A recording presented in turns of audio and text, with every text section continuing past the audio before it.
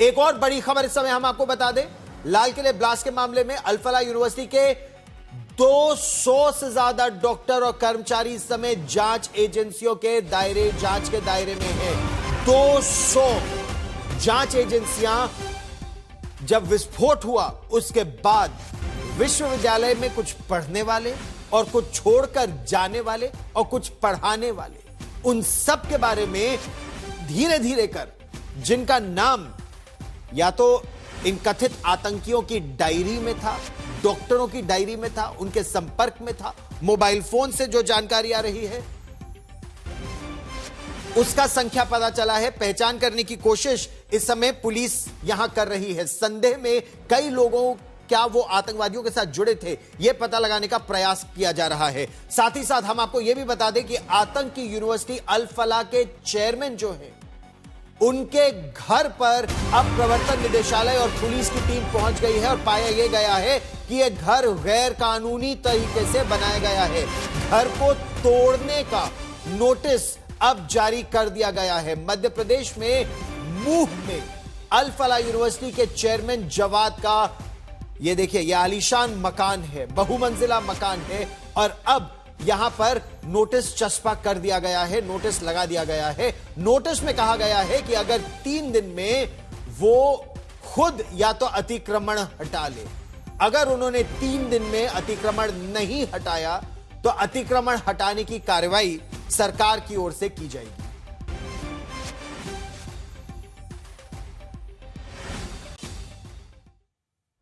और अल फलाह ग्रुप के चेयरमैन और फाउंडर जवाद अहमद सिद्दीकी को हिरासत में ले लिया गया है, गिरफ्तार कर लिया गया है।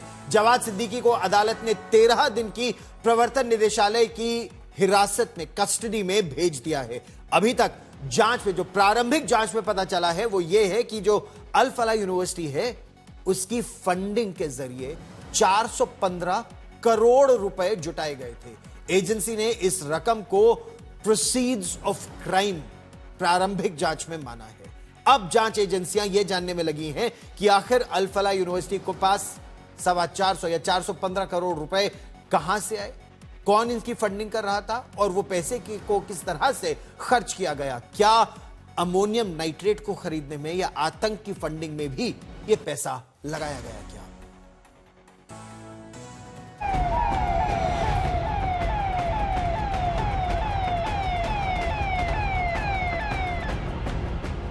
10/11 दिल्ली ब्लास्ट के बाद अल फलाह यूनिवर्सिटी पर पूरे देश की नजर है, क्योंकि किसी ने सोचा भी नहीं होगा कि एक यूनिवर्सिटी का कनेक्शन पाकिस्तान के आतंकी संगठन जैश-ए-मोहम्मद से जुड़ेगा।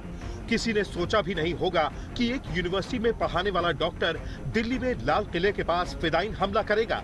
किसी ने यह सोचा भी नहीं होगा कि फरीदाबाद की अल फलाह यूनिवर्सिटी में पढ़ाने वाला एक डॉक्टर 2900 किलो विस्फोटक सामग्री इकट्ठा करेगा और इसी यूनिवर्सिटी की एक डॉक्टर के तार जैश-ए-मोहम्मद की महिला विंग से जुड़े हुए निकलेंगे।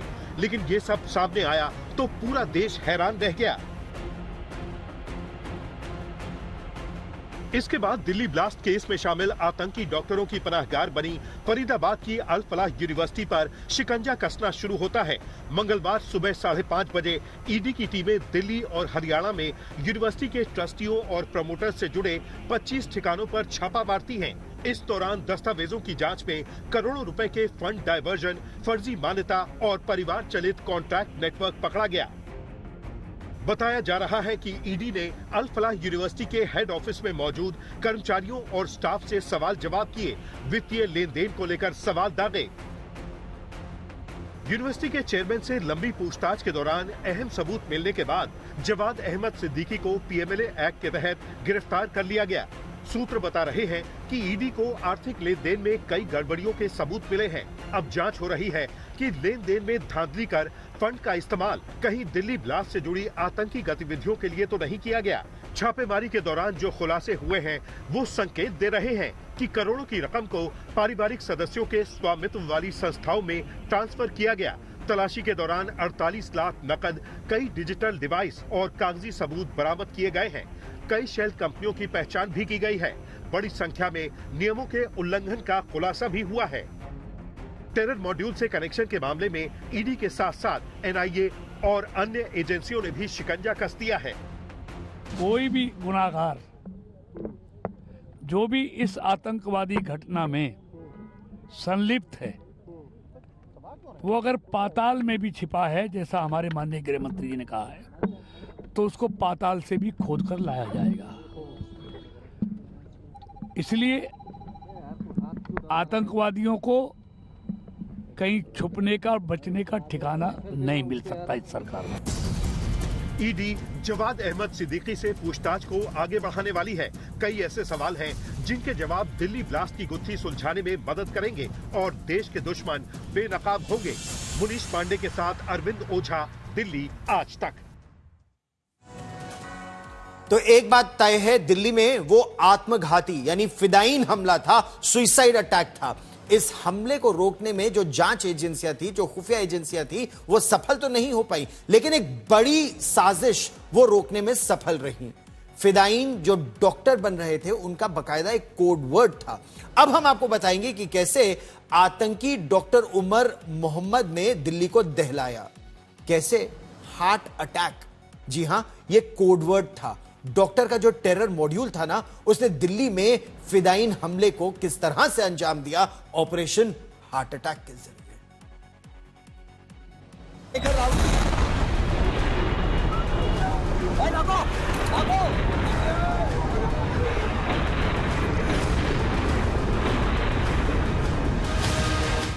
आतंक के डॉक्टरों का प्लान कोड वर्ड। कैसे डॉक्टर टेरर मॉड्यूल ने दिया चकमा। दवा वाले कोड वर्ड से कैसे दहलाई दिल्ली।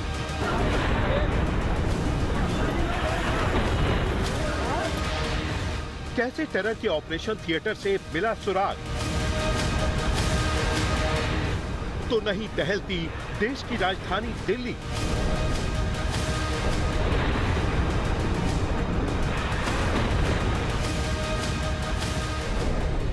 दिल्ली को दहलाने वाले दहशतगर्दों से पूछताछ के दौरान जो सुराग मिले, वही सुराग खुफिया एजेंसियों को चकमा देने वाले प्लान का सबसे बड़ा सबूत है। लेडी आतंकी शाहीन से पूछताछ के दौरान जांच टीम को डॉक्टर टेरर मॉड्यूल से जुड़ी सनसनीखेज जानकारी मिली है। टेरर टीम में शामिल डॉक्टर अदील और डॉक्टर मुजम्मिल ने जांच एजेंसियों के सामने जो कबूलनामा किया है, वो खुफिया एजेंसियों के लिए होश उड़ाने वाला है। पूछताछ के दौरान डॉक्टर टेरर मॉड्यूल के कोड वर्ड का खुलासा हुआ है। आतंक के डॉक्टरों ने फिदायीन हमले के लिए मेडिकल से जुड़े नाम रखे। डॉक्टर टेरर मॉड्यूल लंबे अरसे से आपस में कोड वर्ड में बात कर रहा था। डॉक्टर शाहीन ने फिदायीन हमले के लिए कोड वर्ड की डिक्शनरी बनाई। खुफिया एजेंसियों को चकमा देने के लिए कोड वर्ड का इस्तेमाल किया गया।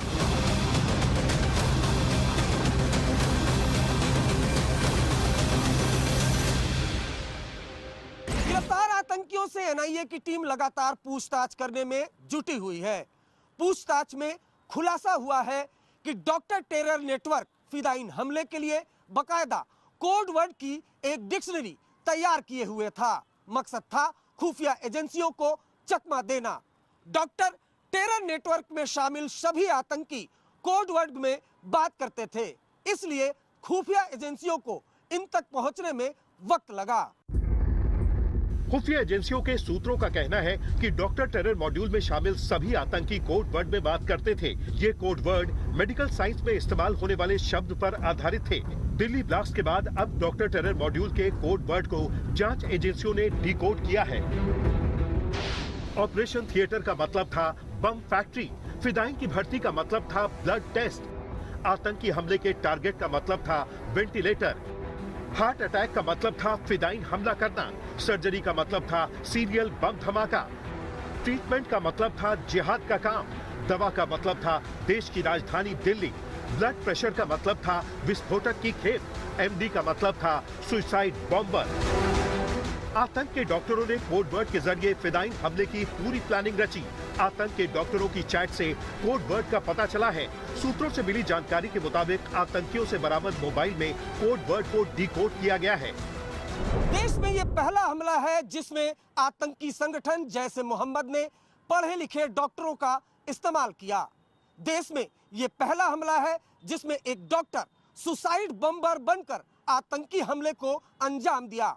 चौंकाने वाली बात यह है कि डॉक्टर टेरर नेटवर्क में शामिल कुछ और डॉक्टर भी फिदाइन हमले की फिराक में थे। गनीमत ये रही कि डॉक्टर मुजम्मिल, डॉक्टर शाहीन और डॉक्टर आदिल को वक्त रखते पकड़ लिया गया। हालांकि उमर भागने में फिर भी कामयाब रहा। हैरानी की बात यह है कि दिल्ली ब्लास्ट से जुड़े सभी आतंकी बेहद शातिराना अंदाज में साजिश को अंजाम दे रहे थे, चाहे डॉक्टर शाहीन हो, डॉक्टर आदिल हो, डॉक्टर मुजम्मिल हो या फिर डॉक्टर उमर। एक तरफ सभी नौकरी कर रहे थे, कोई मरीजों का इलाज कर रहा था तो कोई मेडिकल कॉलेज में प्रोफेसर था। दूसरी तरफ यही डॉक्टर फिदाइन हमले का सबसे घातक षड्यंत्र तैयार कर रहे थे। सूत्रों से मिली जानकारी के मुताबिक दिल्ली में कार ब्लास्ट को अंजाम देने वाले उमर और डॉक्टर शाहीन के बीच कई बार कोड वर्ड में बात हुई। 10 नवंबर को दिल्ली में फिदाइन हमला हुआ, लेकिन इस हमले से करीब 2 हफ्ते पहले उमर और शाहीन के बीच कोड वर्ड्स में बात हुई थी। शाहीन ने कहा था, उमर तुम्हें दवा देनी है, मतलब दिल्ली में ब्लास्ट होना है। इसके जवाब में डॉक्टर उमर ने कहा था कि सर्जरी की पूरी तैयारी है, यानी सीरियल बम धमाकों की पूरी तैयारी है। शाहीन और उमर के बीच कोड वर्ड में बातचीत हुई। ऐसे कोड वर्ड का इस्तेमाल किया गया कि शक की कोई गुंजाइश नहीं थी। दिल्ली ब्लास्ट की शुरुआती जांच में साफ हो चुका है कि फिदाइन हमले को अंजाम देने वाले डॉक्टर टेरर नेटवर्क और आतंकी संगठन जैश ए मोहम्मद के बीच की कड़ी डॉक्टर शाहीन ही थी। डॉक्टर शाहीन जैश ए मोहम्मद की महिला विंग की कमान संभाल रही थी। उसने विस्फोटक खरीदने के लिए 20 लाख रुपए दिए थे।